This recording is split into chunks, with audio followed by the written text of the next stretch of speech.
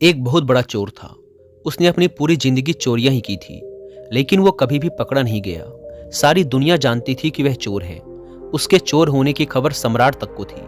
सम्राट ने तो उसे एक बार दरबार में बुलाकर सम्मानित भी किया था कि तू अद्भुत आदमी है, दुनिया जानती है, हम भी जानते हैं कि तू चोर है। तूने कभी अपनी असलियत छुपाई भी नहीं और चोरी करते हुए तू कभी पकड़ में आया नहीं।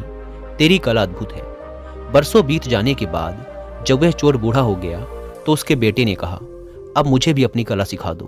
मौत का क्या भरोसा, वो कभी भी आ सकती है। तो बूढ़े बाप ने कहा, ठीक है, अगर तू ये कला सीखना चाहता है तो मैं तुझे सिखा दूंगा, बस तू कल रात मेरे साथ चल। वह बूढ़ा चोर अपने साथ अगले दिन लड़के को लेकर गया। उसने एक घर में सेंध लगाई। लड़का खड़ा खड़ा सब देख रहा था। बूढ़ा चोर ऐसे सेंध लगा रहा था, इतनी तन्मयता से कि जैसे कोई चित्रकार चित्र बना रहा हो, कोई मूर्तिकार मूर्ति बना रहा हो, कोई भक्त मंदिर में पूजा कर रहा हो। ऐसी एकाग्रता, ऐसी तन्मयता, ऐसा लीन कि जैसे इससे कम में काम ही नहीं चलेगा।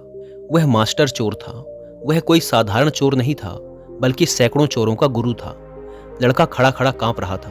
ठंड का मौसम नहीं था, लेकिन डर के मारे उसे कपकपी छूट रही थी।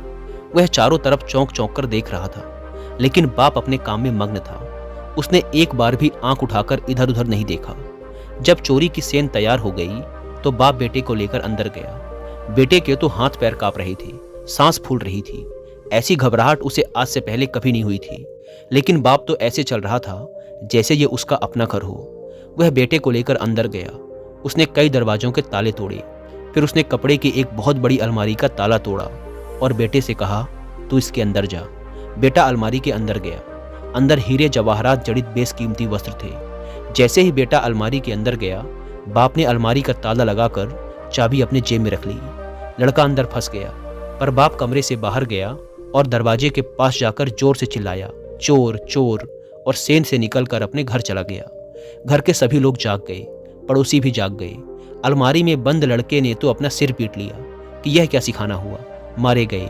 बाप ने तो निकलने का कोई उपाय ही नहीं छोड़ा, ताला लगा दिया और चाबी भी साथ ले गया। पूरे घर में लोग घूम रहे थे। सेंध लग गई थी और लोग पैरों के निशान देख रहे थे। नौकरानी ढूंढते हुए उस जगह पर आई जहां अलमारी में चोर बंद था। लड़के को कुछ भी नहीं सूझ रहा था कि क्या करें। बुद्धि बिल्कुल बेकाम हो गई, लेकिन जहां बुद्धि बेकाम हो जाती है वहां भीतर की आंतरिक चेतना जागती है। अचानक जैसे किसी ऊर्जा ने उसको पकड़ लिया और उसने इस तरह आवाज निकाली जैसे कोई चूहा कपड़े को कुतर रहा हो। ऐसा उसने अपनी जिंदगी में पहले कभी नहीं किया था। उसे खुद भी अपने पर हैरानी हुई। नौकरानी चाबी ढूंढकर लाई, दरवाजा खोला और दिया लेकर अंदर झांका कि शायद चूहा होगा।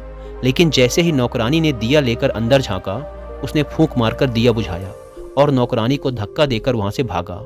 जब वह सेंध से निकला तो उसे देखकर 10-15 आदमी उसके पीछे भागे। बड़ा शोर शराबा मच गया।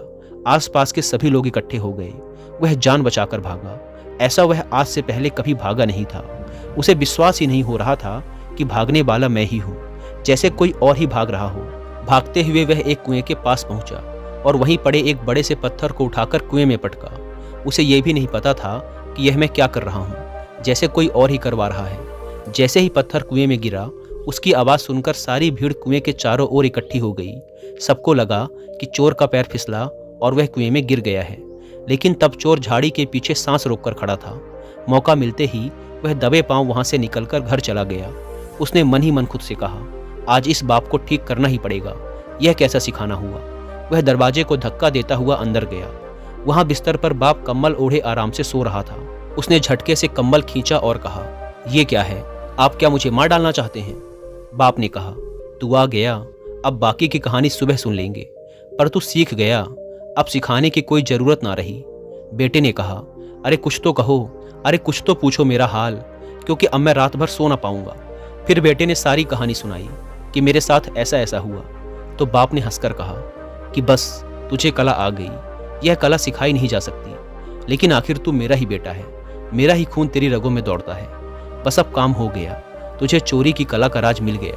क्योंकि चोर अगर बुद्धि से चलेगा तो फंसेगा, वहां तो बुद्धि छोड़ देनी पड़ती है, क्योंकि हर घड़ी नई है। हर बार नए लोगों के यहाँ चोरी करनी है। हर मकान नए ढंग का है।